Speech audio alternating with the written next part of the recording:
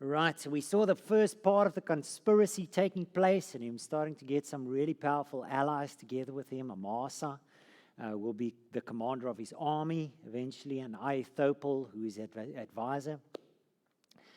And when the message came to David that, listen, there's a full-blown conspiracy, and Absalom is on the way here with an army that he built out around him, David just knew, I better leave the city.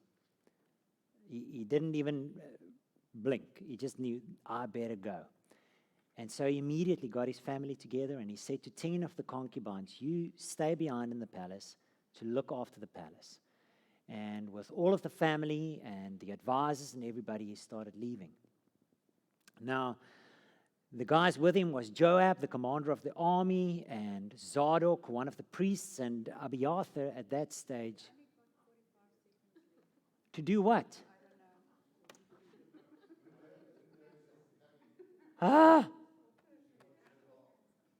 Auto sleep. What?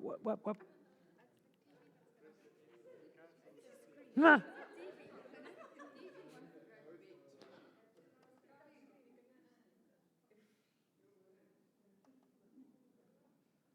Let's see if it auto comes alive.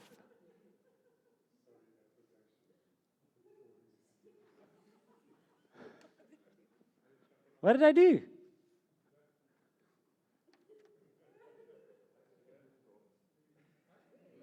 Please wait. Wait for it. Wait for it. Just like we had such stories with our computers self-updating, force update. Fortunately, this is not a computer. Yeah, no, this is still, yeah. Nothing happened, yeah. There we go. All right. As I said. So that conspiracy was growing, and David knew, I better leave the city.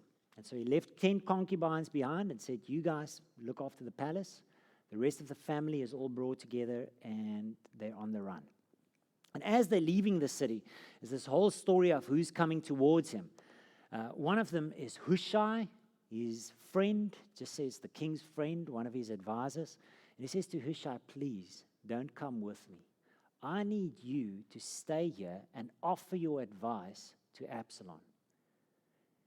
Because Ahithophel is going to be a very good advisor. So I need you to break apart the advice that he gives. And Hushai agreed. It's really wise of David. You'll see just now why. Another one that followed him on the way out was interesting, Ziba. You know, Ziba, the servant of Mephibosheth. And Ziba came to him with camels filled with food and all sorts of stuff and extra donkeys to ride. And he says, these donkeys are for your family to ride on so that they don't have to walk. And this food is for you and the attendants. And obviously David asked, well, here's the servant. Where's Mephibosheth? He says, oh no. Mephibosheth is clever. He stayed behind in the palace because he decided, today the kingdom of David is going to come back to the house of Saul. They're going to choose me as king. Dad and his son is fighting, and I'm going to win. Hey? To be continued. It's not the end of that one. And he leaves. And on the way, there's a guy from the tribe of Benjamin that is walking on a bit of a cliffside above David. And he's throwing down stones at David with his bodyguard around him, right? This guy has a lot of clout. With Joab right next to him, and Joab's brother, Abishai, right there. And all these mighty men, all of these people are with him. This guy's throwing stones at him and kicking down dust and shouting and says, oh, you murderer of your master, today the Lord is paying you back for what you did to the house of Saul. And what did he do to the house of Saul? Nothing. And so obviously Joab and the other guys around him says, King, just say the word, I want to go and cut that guy down. They're also getting thrown with dust and stuff. He says, what do I have to do with you, sons of Zeruah? Maybe the Lord said to him, curse David today. Let him be. Let him be. Maybe the Lord will see how I suffer here and be gracious to me and save my life. And so he walked on. Well, this guy's throwing stones and cursing him from the top. A humble man, eh? Anyway, they come to the fords of the Jordan and they decide to camp there for the night. In the meantime, Absalom has arrived at Jerusalem with his whole conspiracy behind him, and Hushai meets him at the gate, and immediately Absalom is suspicious. He says, what are you doing here? You're a friend of David. I thought you would have run with him. He says, oh no, you're mistaken. I serve the crown. And today the crown will come to his son. Should I not serve the son like I serve the dad? And that buys Absalom over because he's a prideful bugger. And so they go into the palace, and immediately Ahithophel gives advice. He says, first thing to do is take your dad's 10 concubines, pitch a tent on the roof of the palace, and go and sleep with them in broad daylight for everybody to see. What did Nathan say? David, what you did in secret will be done to you in public. And there it is done. And his advice seemed to have been good. It's shrewd and it's evil, but it did the trick. Because suddenly everybody in Jerusalem knows, okay, Absalom and David is not sitting together anymore. He's coming to take over the throne. No one will do that to Dad, but he's taking over the throne. And his position was strengthened in the city because everybody felt, all right, we've got a new king. And then Absalom asks, what next? And Ahithophel says, next thing to do is go with the men that you have right now and chase down David. He has kids, he has wives with him. He didn't move as fast as you can. You better catch him before he crosses the Jordan. If he crosses the Jordan, your chance is gone. All that you want to do is arrive there and only kill David. If you kill him, it's over. And so Hushai is called in. He says, what do you think we should do? This and this advice is what Ahithophel said. What's your advice? He says, the advice that Ahithophel gave this time is not good. Your dad is surrounded by mighty men, and they are like a lion if you take her cubs. They are fierce fighters. And besides, your dad is an old fighting man. He would not be sleeping with the men in the camp. Even now, he's hidden away somewhere. You won't find him. What you want to do is send a message all the way from Dan to Beersheba, the entire nation. Gather the entire force of Israel and then go and chase him down and kill them all. Let not one of them survive. Then your position will be even stronger. What would a proud man listen to? Very wise, very cunning. And so the people around him says, yes, Absalom, the advice that Ahithophel gave is not as good as Hushai's advice. Call the army. And in the meantime, Hushai went out and says, David, do not sleep on this side of the Jordan River. Ahithophel gave this advice. You better cross the Jordan tonight, unless they maybe come to fight you. If they went, it would have been done. And so entire night they crossed the Jordan and they came to the other side. And now there was a massive battle looming, right? The entire force of Israel is now gathering, and the people on David's side is only those guys that were in the city. It's his bodyguards, it's his mighty men. That's all that there are. And they're now on the other side of the Jordan. And finally, when the battle came, David was now in a little city, and there was a man at Mahanaim who was really favorable to them, who fed him, who protected him in the time that he was there. And he split up his army into 3 forces. One with Joab, one with Joab's brother, and another commander. And every one of these companies, as they passed by the gate, David said clearly to every one of them in the hearing of all the men, be kind to the boy Absalom for my sake. And off they went. Be kind to the boy Absalom for my sake. And off they went. And the battle took place in a forest. And it says the forest took more lives that day than the sword. So it must have been a rough territory, really dangerous. But David's army got the upper hand, miraculously. And finally, one guy came to Joab and he said, I saw Absalom hanging from his hair in a tree. And he says, and? Did you kill him? No, of course not. I was with you when David said, be kind to the man Absalom for his sake. I would not lay my hands on him. If I did, you would have killed me or just stepped aside and let the king do it. He says, man, I don't have time to argue with you. Come. And he surrounded them with 10 men, and they pierced him through, cut him off the tree, threw him in a hole, piled stones on top of him. Nothing about this is honorable. And then when the message had to be sent back, because that's the end of the battle, Absalom's dead, the rest of them fled. There was an Israelite who said, please, I want to take the message. We won the battle. I want to take the message to David, to the city. And Joab quite wisely said, no. You're not the guy to take the message today. He knows this is not going to be received kindly. And there's I think it was a Hittite or a Gerashite or something else, not an Israelite. He says, you take the message. And this other guy's tripling around still. He's excited. I said, please, let me take the message. I want to take the message to you. Just let me run. And finally, Joab's they're like an energy bunny if you go and read it. He says, okay, go. And he took a shorter road, and he arrived there first. He came in.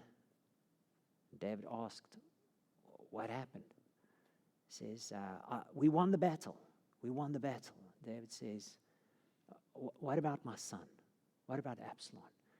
He says, there was a big commotion just before I left. I didn't see what happened.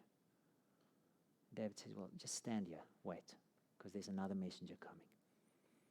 And that guy came, and when he came to the question about what about the boy Absalom, the reply was simply, O king, may all your enemies be like that young man.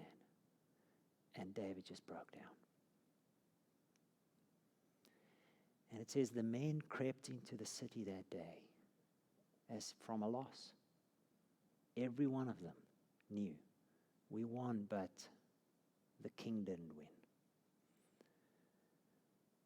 And finally, towards the end of the day, with David mourning, crying, Absalom, my son Absalom, Joab came to him and says, you better come out and speak to your men right now.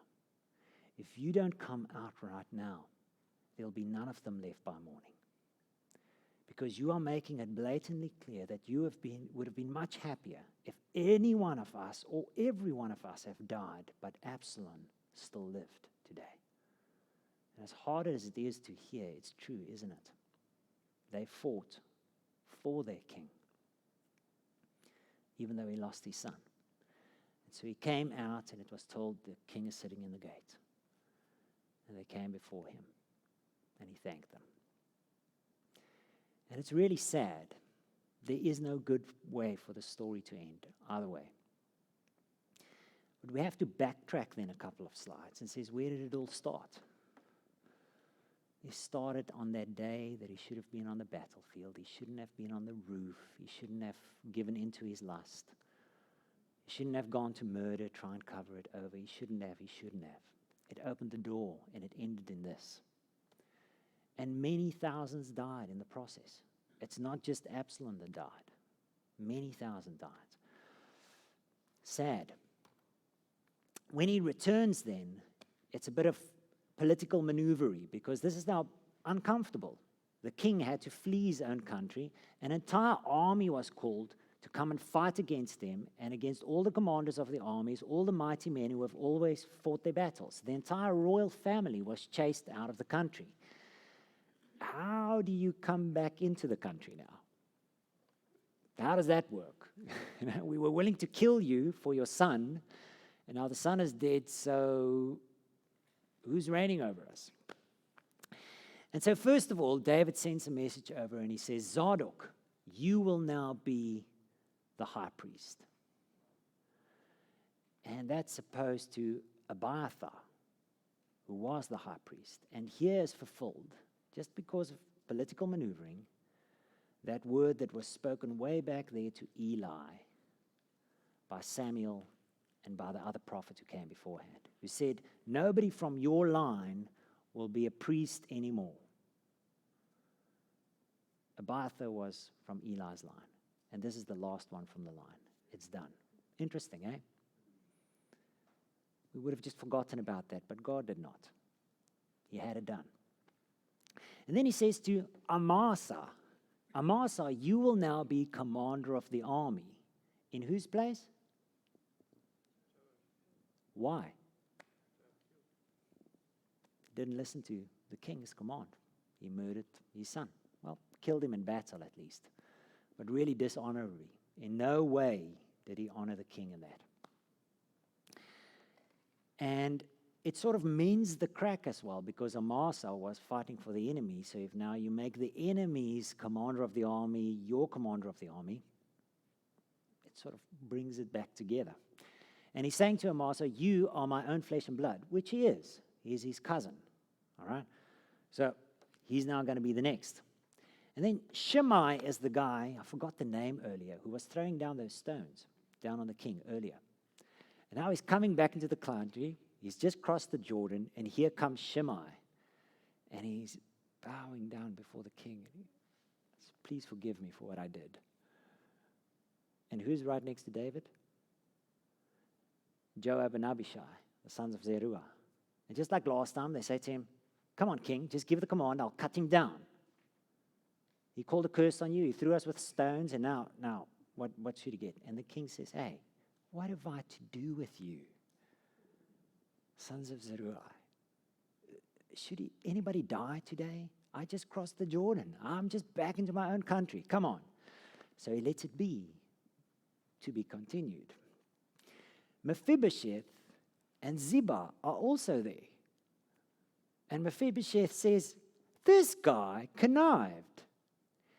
He knows I cannot walk, and so he packed the donkey and took all the animals and all the food and came to you and said, I said I want to be the next king. It's not true. I would have come with you. I wanted to come, but he didn't want to bring me. And in that discussion earlier, David just said to Ziba, all right, well, everything that belonged to Mephibosheth is now yours. He just reassigned it. He says, all right, he wants to steal my kingdom, you take the property. And now he's standing with his guys in front of him. So this side says this, that. Split the property. Mephibosheth, half of what belonged to Saul is yours. The other half is Ziba. Go for it. A lot of everybody looking for an opportunity. And then finally, there's this guy called Sheba. And there was this whole bumping between the 10 tribes and Judah and Benjamin while the king came over. They started fighting with one another. The guy from Ephraim said, but hey, why are you bringing the king over? We've got 10 parts in him, 10 tribes, in other words. Hey? Why are you guys the first to bring him over? And they said, well, he's our own flesh and blood. David belongs to us. We're supposed to bring him back home. And besides, you guys were willing to fight with him. All right? And I says, and in all of that, suddenly Sheba sees the opportunity and he shouts out, Israel, everybody to your own house. We've got nothing to do with the house of David. And everybody just runs off. And Sheba runs and hides himself somewhere in a city. And David is standing there with the officials around him, and he says to Joab, go and get Amasa. Gather the army, get Sheba. He's about to cause us more harm than what Absalom has. It's a very politically tender moment right now. Everybody's looking for a reason to grab authority. And a day passes and another day passes and Amasa doesn't rock up. Nobody knows why. he says to Joab, take the army right now. Amasa is not rocking up. You better go and find Sheba. Sort him out. And so they find the city where he is, and he's closed inside the city, and the army comes around the city. And they're just about to break down the walls and break down the entire city when suddenly an old woman, a wise woman, stands on the wall and says, Joab, what are you doing fighting against the city? We're an ancient city. People have always said, people come to Abel to ask for advice. What are you doing? He says, I've got nothing against the city. I'm here to take out Sheba because he is causing treason against the king. It just says, just hang on. We'll throw his head over the wall. Off goes Joab. Done. Different times. Different measures. And then, as they are heading home, as they were heading out, suddenly Amasa rocks up. And Joab walks up to him, and as he walks up, he just, by chance, drops his dagger. And Amasa's coming closer, and he just goes down and hides his dagger, and he gives him a hug and stabs him to death. And Amasa drops on the ground with his guts peeling out, and everybody passing by stops and watches a moment, just like us with accidents, right? You cannot just pass by. And Abishai sees it and takes him, drags him into the bush, and there they go.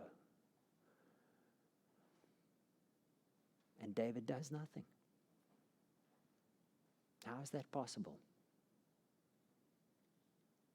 Just shows there's soul ties, isn't there? There's something not right there. How does that work? Yeah. And so Joab continues to be commander of the army, even after all of that. And the king is back.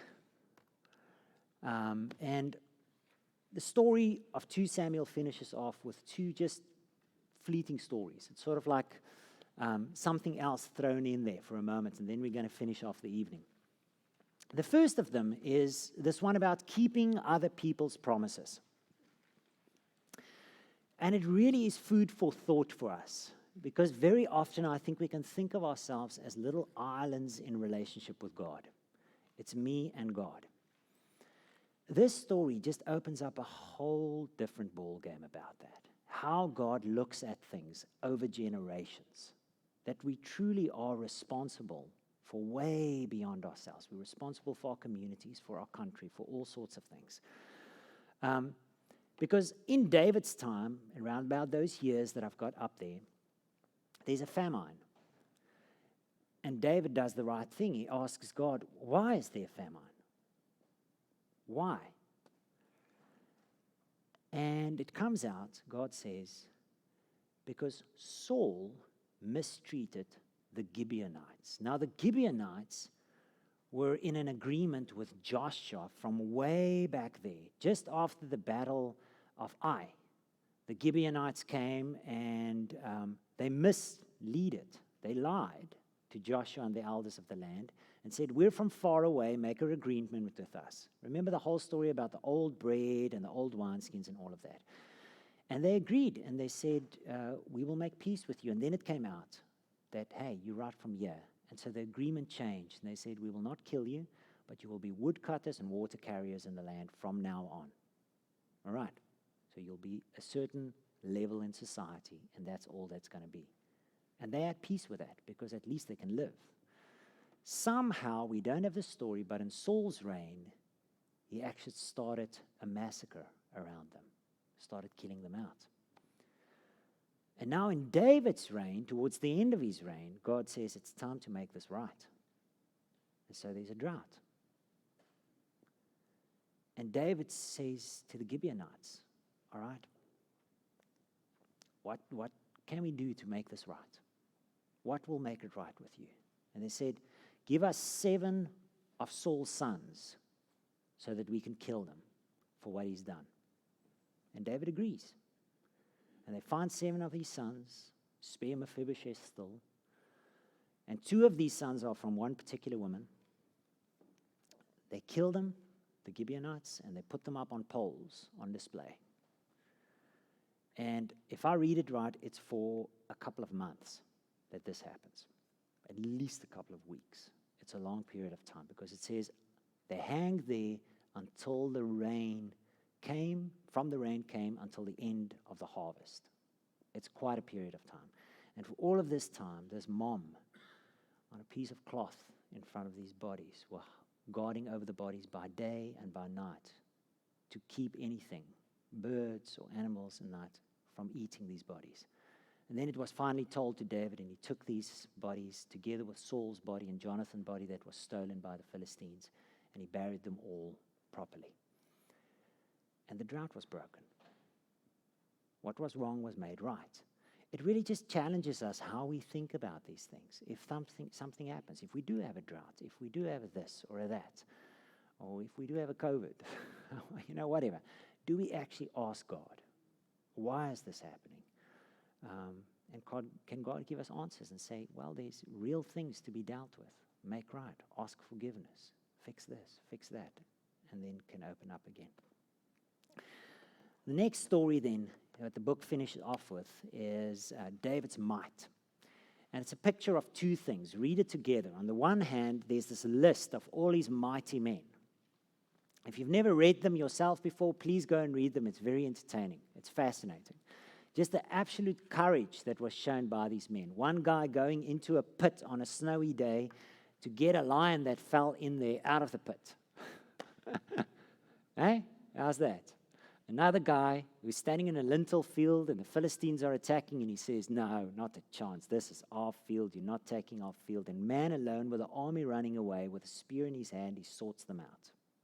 Eh? Nothing left of the harvest with the field, I'm sure. But anyway, it's his still.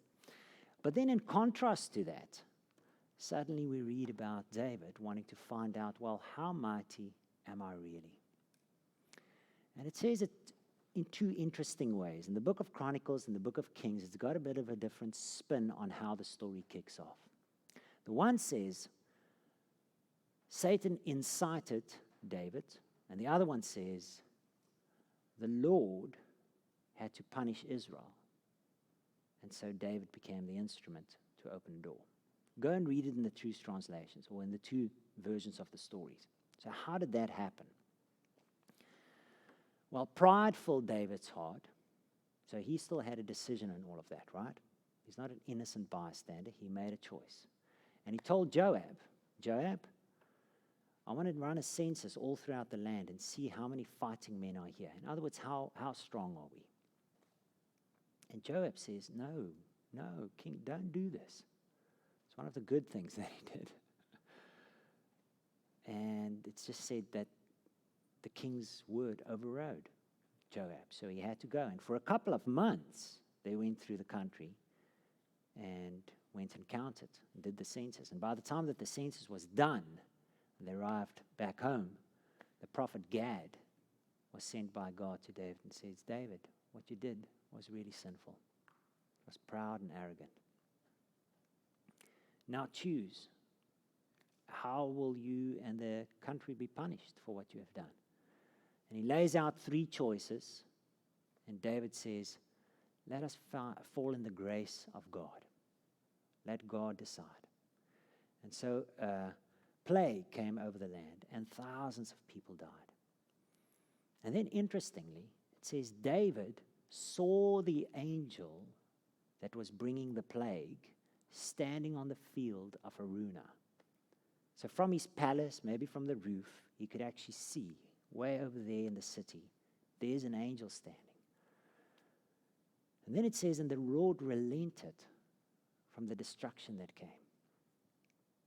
And he said to the angel, draw your sword. Hide your sword. In other words, stop it, withdraw. And David, with his officials, walked out to the field of Araunah, and as they came there, it was a threshing floor. Araunah came out and said, King, why are you coming to me?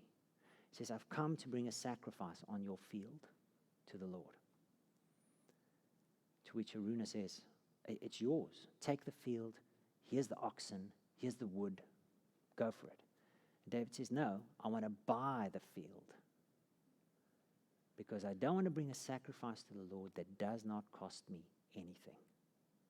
And so he buys the field from him, and he brings the sacrifice there, and the plague stopped. The most beautiful part of the story is that field, if you read it in 1 Corinthians 21, is the very place where the temple then is built by Solomon. It's very meaningful, isn't it? That's a field of grace. It's a beautiful place. And for the rest of the scriptures, throughout all of the Psalms, that spot will be called Zion. It's the hill of the Lord. It's the highest place in Jerusalem at that time. And if you look at what the Psalm says about Zion, it's just such a beautiful, beautiful picture of what it was here. And that then brings us to the end of 2 Samuel. And tomorrow we'll begin with 1 Kings.